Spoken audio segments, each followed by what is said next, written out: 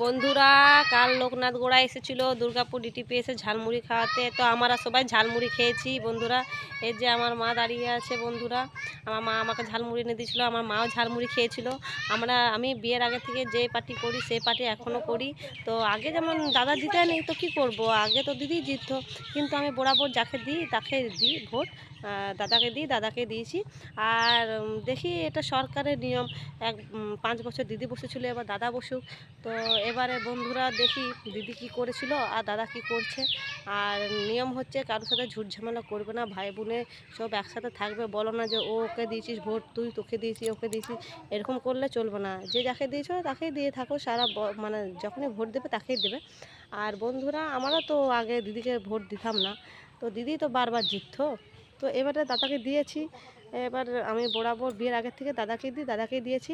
তো এবার দাদার দেখিনি দাদা আমাদের জন্য কি করতে পারে। আর বন্ধুরা, সবাই ভালো থাকবে, সবাই মিলেমিশে থাকবে, কেউ ঝুট ঝামেলা করবে না, থাকবে না। আর বন্ধুরা, জয় শ্রীরাম সবাই বলে দেবে, জয় শ্রীরাম। বিজেপিকে সবাই জয় শ্রীরাম বলে দেবে।